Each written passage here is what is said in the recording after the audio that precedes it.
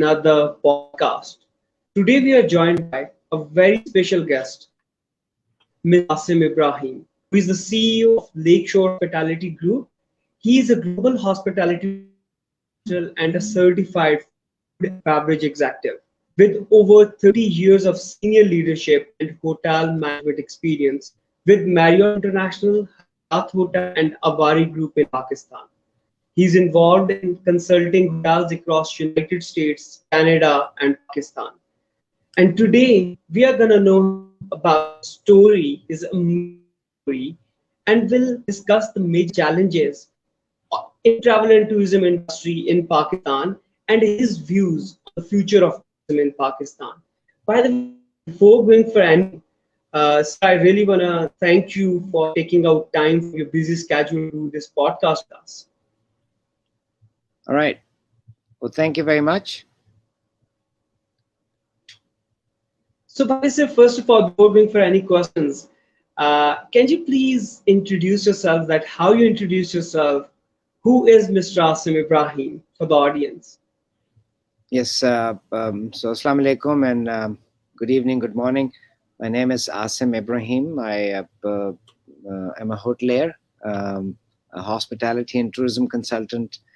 I worked with major international five-star hotel chains in North America and in Pakistan. And now I'm doing work between Canada and Pakistan, helping the tourism industry, particularly in Pakistan, on the policy and regulatory framework, capacity building, and also supporting the NTCB, which is the National Tourism Coordination Board, on their investment side. So that's a little bit of background. I have a degree in hospitality management from USA, and I've worked with Marriott International, Hyatt hotels at different levels over the last 30 years or so. And now I have a consulting firm by the name of Lakeshore Hospitality Group, which is focused on capacity building, asset management, and largely on the guidance on how to improve the landscape of Pakistan's tourism industry. So that's a little nutshell. By the way, as you just mentioned that you have a huge, I've been through a lot of articles that you have a very huge experience when it comes to hospitality sector. How this all started? Please share your story. Yeah, it started many years ago. How I got into the hospitality industry is quite interesting because I had initially gone to US to become an engineer. And I started off with Wow. an engineering program. And for about a year and a half, I did that. But I always wanted to be in the hospitality sector. So I switched my majors, did not tell my parents, which was, they later on found out when I was graduating that I'm graduating in hotel and restaurant management degree. So that's how it started, and I've never looked back. It's been a passion and an excellent ride so far. God's been very kind. Yes. So wow, this is something which is really amazing. Yeah. Like until and unless when you were completing your degree, then your parents came to know about that. So Yeah. what was their what were their thoughts that when they came to know about that you did degree in hospitality? Right. Right. So I still remember that. I graduated in 1988, which is, quite some time back. And in 1988 in Pakistan, hospitality industry hardly had any discussion. Nobody talked about it. The only thing that would come to your mind would be that you are probably a beta or a server in a restaurant, right? The hotels were not really given a recognition that they deserve. Tourism was happening, but it wasn't given the due industry recognition. So there was very little information and knowledge of what it all involves and entails in Pakistan. So obviously, my parents' concern was, what are you going to do with your degree and how are you going to find a job? So that was their concern. But God's been kind. I applied. I got a job in New York City, working for Hyatt hotels, which was fantastic and a great learning experience for me to start my career at a great city like New York City and work for a very nice hotel chain like Hyatt Corporation. So God's been very kind, and it's been 30 years, and I'm still at it and as passionate as I was before. So Wow, that's great. So, by the way, one more thing before going for the tourism questions, like, do you people had a pressure from your parents, like, you have to become either you have to become a doctor or you have to become an engineer at that point in time when you were graduating? yes, there was. So I went to a boarding school, and the only two avenues that you could do were either become an engineer or go become a doctor. So, and those were the professions about 3 decades ago that everybody thought about. That if you're a doctor or an engineer, you would probably have a good career. But over the last several years, the world has changed dramatically. Technology has impacted everything that we do now. Look at you; you're sitting in Ahmedabad, which is my hometown. I'm from Kehal, and I'm here in Toronto, Canada, and we're having this conversation. Particularly in this global pandemic time, things have dramatically changed. So I think there's new way of looking at it. How work has transitioned, what professions um, are out there. There was a lot of jobs and titles that never existed before, and now things. So it's an evolution, and I think it is what it is now, with all these options that everybody has. Yeah. By the way, as you just mentioned that you are also based from Ahmedabad, I think you're a huge inspiration for all the people over here because you have a huge success story. So, by the way, you're also the founder and CEO of Lakeshore Hospitality Group. What was the inspiration behind how this all started? Yeah. When you So decided that you want to start your own business? yeah. So about 8 years ago, based in Toronto, Canada, I decided that I have enough, energy and industry connections and experience after being with Marriott and working for about 25 years or so, 21 years by that time. I wanted to start a business of my own, doing pretty much the same thing, which was the consulting for Marriott International, which was about opening hotels, managing assets. So if you've got a hotel, your customer service is bad, I would go and help that hotel. If you're opening a new hotel, I'd go with the team and help them with the opening. You have a restaurant, you want to reposition it, new concept. I would help with that, and I played an important role between the corporate philosophy of Marriott International and the field operations. So that was my role, and I decided to do the same thing for myself. Um, are we still on? Yeah, because your camera just went away. Yeah. Okay. Go ahead. Yeah. So that's what I do. That's what made me move and do the same thing for myself. I realized that there wasn't much demand for that because independent hotels were not paying or didn't want to pay consultants. They all think they know what they're doing, and so I needed to grow, and it just seemed natural. And through the power of technology on LinkedIn, I got connected to some lady, and she wanted to do an interview and articles, and then their CEO found out about me, and he said, like, let's have a conversation. They were in a so now we're talking about a tech industry. So it was a tech company in hospitality space, and they needed some direction on their commercial operations. So I flew to Amsterdam, and they hired me for to be their chief commercial officer. So that opened up this dimension for me where I went from Wow.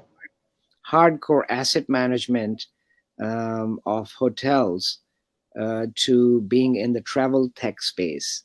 And that company was doing housekeeping training, and I worked with them. That opened up my avenue to different hospitality and information technology conferences where I met, many more of my clients, and that just opened up this entire new space of technology companies which were trying to build product or service in the tourism, hospitality, service sector.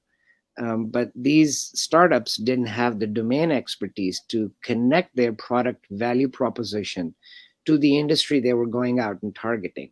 Since I had the experience in the industry, I was able to speak the language and connect the dots or help them with product market validation, key KPIs, how to speak hospitality language, how to show value to the stakeholders. Because as you know, in any tech startup, it's the scale as you start scaling your business to generate revenue. So I started doing that. So that's how Lakeshore Hospitality Group started. Started with Canada. Now we have office in Pakistan and Toronto, Canada, in Islamabad, where most of the stakeholders are. And we're trying to help and do our part in improving the hospitality sector in Pakistan. Wow, that's really great. I think when it comes to hospitality sector in Pakistan, it really needs people like you who have global experience and who can bring some value back to home, back to the industry. So by the way, when it comes to travel and tourism, it is one of the most vulnerable industries during this crisis. Globally, there was a discussion going on that sustainable tourism should be the new norm for travel and tourism.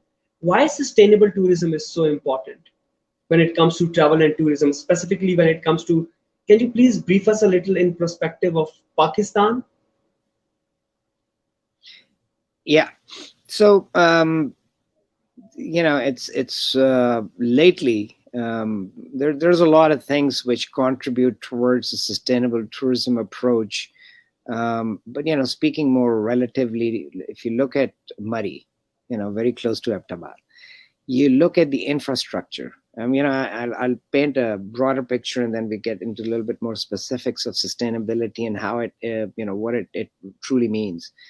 So, as the population expands, and Pakistan's a 220 million people market, our capacity, because tourism has never really been understood or paid attention to in terms of infrastructure growth or capacity. A road to Murray is very small. 20 years, 30 years ago, there was just one hotel and Mall Road. You could just walk over there. Now, people from Karachi and Punjab and all those, when there is a snowfall, everybody wants to go up there. Rightly so. It's their country. They want to travel and see. But the road is still the same one which was there for 20 years ago. It hasn't expanded. The same amount of infrastructure there. So imagine you have built a place for 10 people, and now suddenly 10,000 people show up. How will you sustain that operation? Your restaurant can only feed 10 people. There's 500 outside. You've got 20 hotels with 20 rooms. You've got 10,000 people looking for rooms. Your road was designed for 5 cars in 1 mile. Now there's 50 cars in 1 mile. This is when you don't do a integrated, sustainable planning, the capacity becomes an issue. And I think that ties or pushes it into the the next level of tourism, where when all these people go there's no public washrooms. They're throwing trash everywhere. Where would they go? I've traveled from Karachi. It's too bad if there's no bathroom. I'm still here now. What do I do? Right? So we have to provide, it's a yin and a yang story where you have to have the capacity. And it's important that the public sector and the provincial and the state and the federal bodies and districts, they work on their infrastructure, and they understand what are the needs as they try to promote tourism. Just opening another hotel in Murray is not going to help because we will continue to have struggle on our customer service. But anyway, that probably we can discuss later. But that's what I feel that our challenges with sustainability, sustainable tourism in Pakistan is. And then we're doing all the right things now. It takes time to build roads. It takes time to create awareness for people and and educate. most importantly, the government is really interested in building this travel and tourism infrastructure. Yeah, because I'm sure we're going to talk about GDP impact from tourism sector. So tourism it's probably one of the strongest drivers for economic growth in Pakistan, which would mean that it add jobs, create income, explore the country. It's just got revenue and money written all over it. We just need to continue to do that and create and provide an opportunity where we can capitalize on it. Yeah, as you just mentioned the word GDP, like when it comes to global contribution from travel and tourism industry, it's 10.3 to 10.4% in between. But when it comes to Pakistan, according to the recent interview of Mr. Zulfi Bukhari, it's 2.8%. So what do you think? What are your views on the future of tourism in Pakistan? Yeah.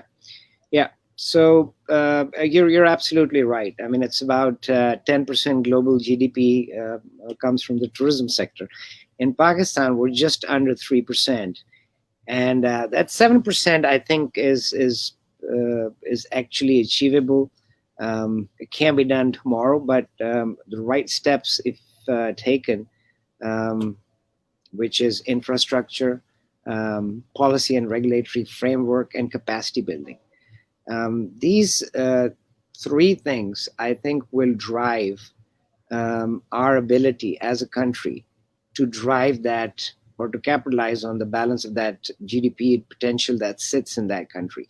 The other thing I'd like to mention over here is that besides the 10% GDP factor, it also has 10% or so of the employment that comes with it, which is essentially what drives the revenue side. The the tourism side is really the one that I think is lacking behind from an industry perspective. From awareness perspective, I think the GDP piece will come in as we start getting more and more competitive globally.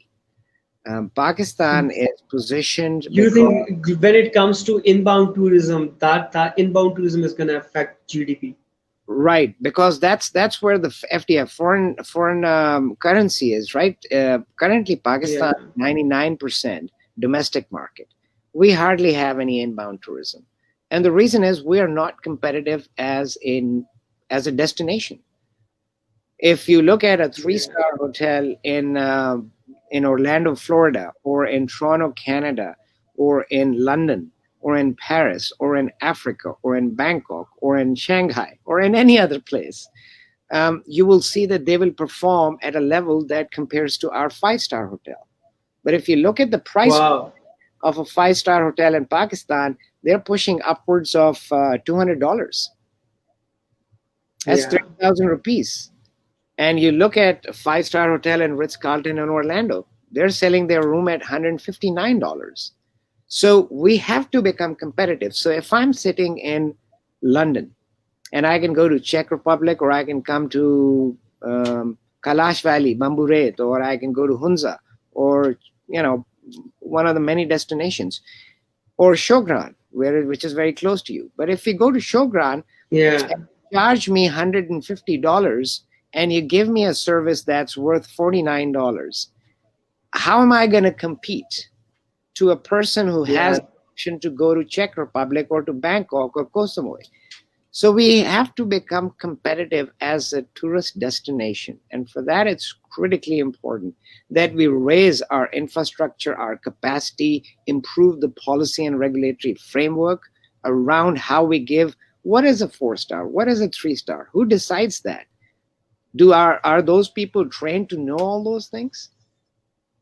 So I think training is one of the most important thing, because if you go to north, every single hotel are going to say that they are 3 star, they're 4 star, they're 5 star, but actually their services are not even like, the people are providing no services over there. yeah, I think there's a significant gap of understanding of what hotel star ratings are. I mean, we're not going to get into that, but room 24-hour room service, swimming pool, employee to guest ratio, meeting space to room count, and the level of service. These are some of the key things that make the star rating of a hotel. You Yeah. talk, you just can't say because you feel like it, you're 3 star. And I've had numerous conversations with people in Karachi, across the country, and I've asked them, why are you calling your hotel 3 star or 4 star? And their answers were, just comic. It's because they wanted to call it, didn't have any idea what needs to be done. And that's partly because we just, it's an industry that mushroomed up. People just made buildings and started calling them hotels. That's not what a hotel Yeah. service is. You can't just simply put a stove in a room and call it a kitchen. It's just Yeah. I mean, we are extreme tourism, nature, beauty, all that. But now it's time, because our own country, if you look at it, I mean, we're sitting at about, I'd say, half, 60 million people are under the age of 30. Yeah. um, and everybody wants to travel, right? It's easy. Motorways, accessibility, CPEC corridor accessibility has gone up. So anyway, let's get back to your Yeah. questions. Yeah, but there is one more thing that, as you just mentioned, a lot of challenges when it comes to travel and tourism industry. When it comes to inbound tourism, and specifically when it comes to visa policy, what are your views on that? Look, I think Pakistan's done a fantastic job in easing up the visa policy, making online and accessibility. I do feel that as more time goes by, things will get better and better. More sophistication will happen, technology will get better. So I think from that perspective, it's fantastic that the accessibility for international and inbound, so ease of doing business, ease of coming into Pakistan, um, is getting better. However, at the same token, we've got to make ourselves in-house destinations, hotels, attractive enough for inbound tourists to consider us as a valuable tourist destination that where they would want to go. It's safe, it's secure, it's clean, it's hygienic, food is clean, staff is well trained and can deliver the service, right? So we have to be able to create those things, and that's, I think these two things go hand in hand, that you want to bring people into your house, but you have to get your house in order first. I think this is something which is really great. Like you already mentioned that we have to make ourselves competitive. So for then inbound tourism, then we will be able to promote inbound tourism. Yeah. So, can you tell us a little bit about, because we all been through COVID lockdown, strict COVID lockdown, how you spent your quarantine days and how you made the productive. And can you please, if there is a possibility, you can mention positive and negative impact of lockdown in your life? Yeah. So it's a reality for almost all people that I know. The personally, what I've gone through, I had a meeting with a client in Lahore, so I drove from Islamabad to Lahore, and while I was there, I think it was mid March, early March, the lockdown started, and then the motorway was closed. So then I didn't go back to Islamabad, and then a few weeks later, there was lockdowns in your cities. So I ended up staying there. Um, so ended up staying there for a couple of months, and then the airline started to open up a little bit. So you realize that you become very focused on what's around you. I think that was one of the self-realizations for me, that clubs are closed, restaurants are closed, you can't go outside except for it's medical emergency or essential travel. So you started paying attention, you read a lot more. um, you work on your exercise, which what I did, because clubs were closed, and I like to do so. I fixed myself up. That was a great learning piece. I think that was a positive, I'd say. um, and it's a self reflection, right? When you have a lot of time. My family was here in Canada. I couldn't come and visit them, so that was another frustrating part. Now I need to go back to Pakistan to start work, and there are challenges around when you can get your test result back, and whether I will be able to go board the flight or not, because my test results have not come in time to fly. So the the challenges are all around us, and I think it just the more comfortable or the better you become in managing the uncertainties, um, is probably going to be better and a better strategy, rather than fighting it, because most of these things are not in your control. So, key Yeah, takeaway was I self-reflection. think there is a And huge learning involved. Like,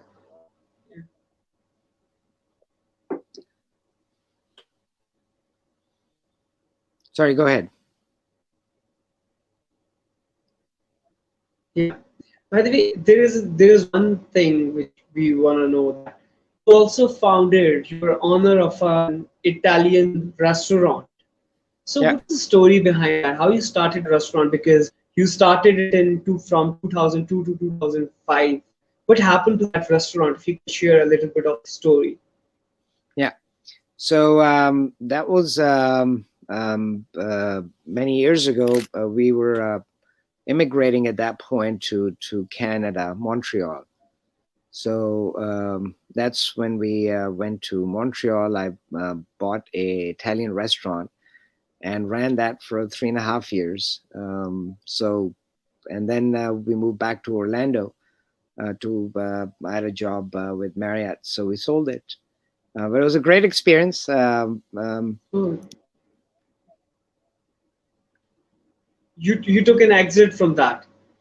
Yeah, took an exit from the restaurant, but I stayed in the industry because I moved to Orlando, and I had a job where I had 13 restaurants in the resort, from steakhouse to sushi to Wow. tempeh, barbecue to pool operations, to Italian, to all these things. So I've been around food all my life. I'm a foodie. I'm a passionate cook. I love to cook.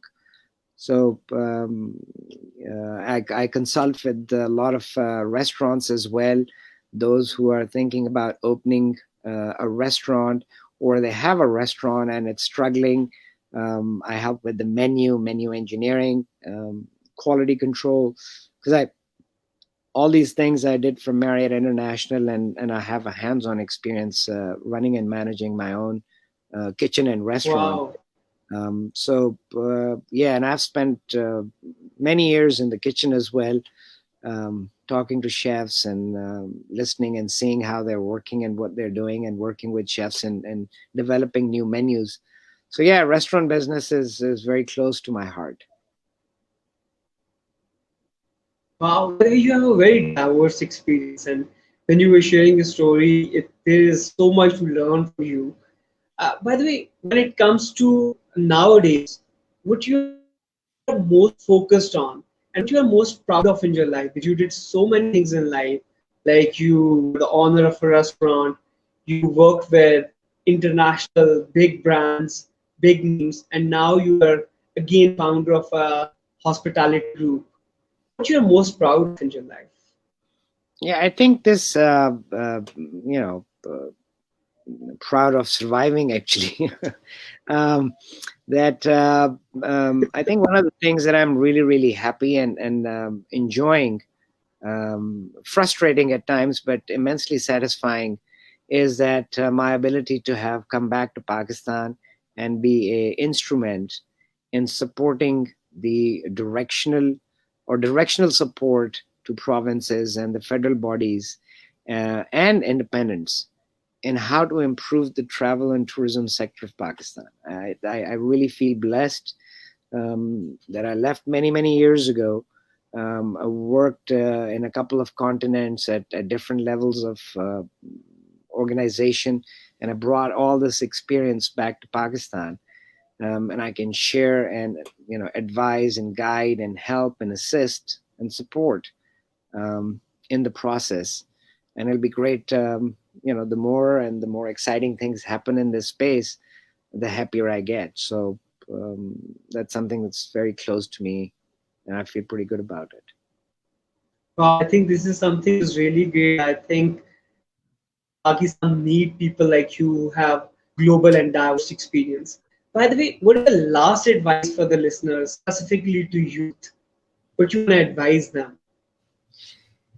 Yeah, I often wonder about the youth of Pakistan. There's so many of them with so little opportunities to work, and it concerns me like it concerns everybody. I've got kids who are in that category. They've graduated from universities and looking for jobs in a pandemic environment. It's become increasingly difficult. Nonetheless, if I reflect back on my graduation and from there onwards, the only thing that I think stands out is that you need to stay the course. So whatever your goals and objectives that you've defined or determined for yourself, you've got to find strength in yourself in staying the course, because you've got the same amount of chance in making it than not making it if you don't do anything about it. I think that's really important. I think the technology piece in Pakistan, there's a lot of incubation centers you belong to. Tech Valley, where Umar is, so that's fantastic. They allow Yeah. creative and great people like yourself to come up and do all these things. And I think what you're doing is fantastic, because it's one way to spread the word across. More people hopefully will hear, and something that I've said or we've talked about resonates with them, right? It may guide them or solve a problem, or they can reach out and say, what about this? Yeah, there is so much to learn from every person's story. Yeah, and you have a huge success story. And when it comes to, I didn't knew that you basically belonged to Ahmedabad. When it comes to people who had a success story, like, and they belong to your soil, I think that's more impressive. You can Yeah, seek more inspiration from them. If you can do, maybe we have a vision, a big vision. We can dream big, and we can step ahead towards turning that dream into reality. sure, Yeah. sure. So, by the way, thank you so much once again for taking out time to do this podcast with us. It was really nice talking to you, and I personally learned a lot from your story. And thank you so much. Allah Hafiz. Allah Hafiz. Thank you. Thank you. Bye bye. Bye bye.